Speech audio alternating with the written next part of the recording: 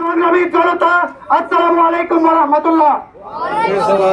আপনারা নিশ্চয় জানেন, গত কয়েকদিন আগে আমাদের চুরতির কৃতি সন্তান, আমাদের সুপ্রিয় ভাই অ্যাডভোকেট সাইফুল ইসলাম আলিফকে চট্টগ্রামে নৃশংসভাবে জবাই করে হত্যা করা হয়েছে। আমার ভাইয়ের সেই খুনি ইসকন এখনো মাঠে ময়দানে সব করে ছড়িয়ে বেড়াচ্ছে। আমরা স্পষ্ট ভাষায় বলতে চাই, অবিলম্বে আমার ভাই আলিফের যারা খুনি তাদেরকে ধরে রিমান্ডে নিয়ে তাদের দৃষ্টান্তমূলক শাস্তি দিতে হবে। এই আলিফ হত্যার সাথে যারা জড়িত তাদের সবার ফাঁসি কার্যকর করতে হবে। অবিলম্বে দ্রুত বিচার ট্রাইব্যুনাল চালু করে আমার ভাইয়ের বিচার ত্বরান্বিত করতে হবে।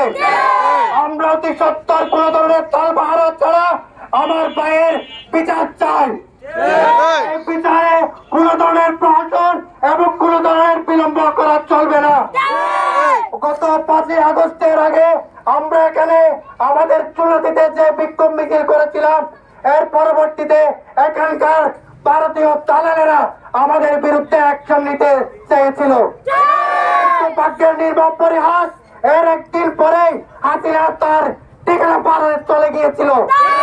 এই কারণে তাদের বিরুদ্ধে যে অবস্থান আমাদের ব্যক্ত করার কথা ছিল, আমরা তা পুরোপুরি ভাবে করি নাই। আমরা তাদেরকে মনে করেছিলাম তারা অতীতের ভুল থেকে শিক্ষা নিয়ে সামনে আর ওই পথে যাবে না, কিন্তু দেখতে পাচ্ছি তাদের ষড়যন্ত্র এখনো থেমে নাই।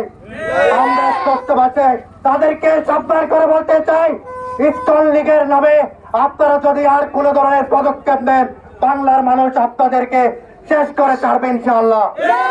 সুপ্রিয় উপস্থিতি, আজকের জনসভায় আমি এই মুহূর্তে বক্তব্য রাখার জন্য অনুরোধ করছি আমাদের প্রিয় ভাই চুরাতির কৃতি সন্তান জনাব তামিম উদ্দিন ভাইকে। এ পর্যায়ে আমাদের মাঝে বক্তব্য রাখবেন আমাদের প্রিয় ভাই তামিম উদ্দিন। আসসালামু আলাইকুম ওয়া রাহমাতুল্লাহ। সংগ্রামী সাথী ভাইয়েরা, আপনারা জানেন গত কয়েকদিন আগে ইসকনরা আমাদের প্রিয় ভাই আলিফ ভাইকে দুনিয়া থেকে কুবিয়ে দুনিয়া থেকে বিদায় করে দিয়েছেন। খুবই মর্মান্তিক এবং খুবই দুঃখজনক ব্যাপার। যারা বলে রাজাকার, যারা বলে গলা, যারা বলে রক কাটে, তাদের নেত্রী দেখি যে গলা কাটে এবং তাদের মানুষের জবাই করে করে বাংলাদেশ থেকে বিদায় করছে। কোনো অপরাধ ছিল না, তার মতো শুধুমাত্র একটা অপরাধ ছিল মসজিদ ভাঙতেছে ও মসজিদ থেকে ভাঙানো যখন প্রতিরোধ করতে চাইছিল, তখন আলিফ ভাইকে ওরা তুলে নিয়ে গিয়ে ওরা জবাই করে এই দুনিয়া থেকে বিদায় করে। কিন্তু তাদের সাথে এখন যোগ দিয়েছে আমাদের মুসলিম নামধারী করিম, রহিম, তমিম এসব নাম দিয়ে, সাথে কিন্তু মিছিল করতেছে ওই পোস্টার নিয়ে, যুবলীগের পোস্টারে লাগিয়ে আছে ইসকন, আর ওইদিকে পথ আছে ওই দুনিয়ার হাবিজাবি লীগ নিয়ে।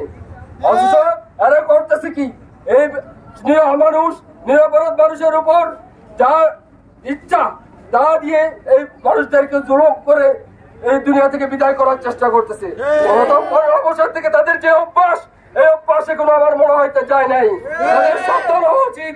আমরা যা কিছু করেছি আর শুধুমাত্র আল্লাহ এবং আল্লাহ রসুলের উপর বিশ্বাস করে, ইসলাম যে শান্তির ধর্ম এটার উপর বিশ্বাস করে তাদেরকে আমরা এই জিনিস থেকে, এইসব কর্ম থেকে ফিরে আসার জন্য চেষ্টা করতেছিলাম, কিন্তু তারা দেখি যে এখনো পর্যন্ত ওটাকে দুর্বলতাই মনে করছে।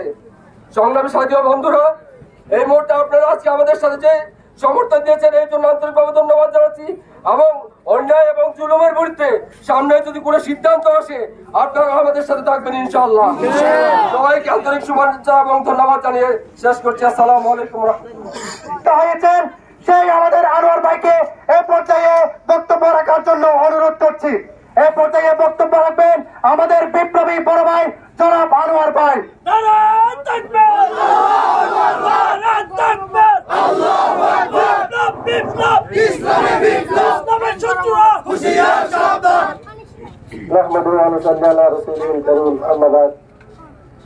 অ্যাডভোকেট সাইফুল ইসলাম আলিফ ভাইয়ের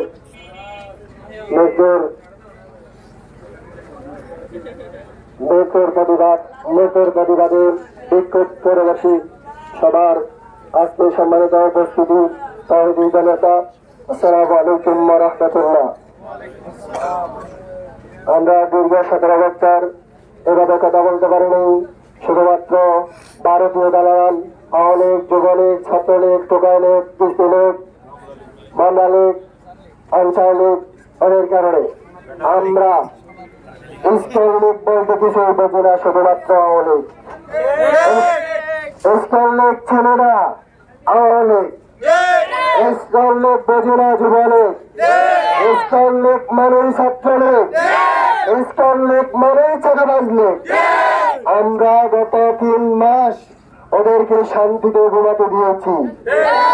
তাদেরকে ঘুমাতে দেওয়ার কারণে তারা আমাদেরকে দুর্বল মনে করছে, কিন্তু এই সাইফুল ভাইয়ের হত্যার বিনিময়ে তারা আমাদেরকে আবার জাগ্রত করার সুযোগ দিচ্ছে।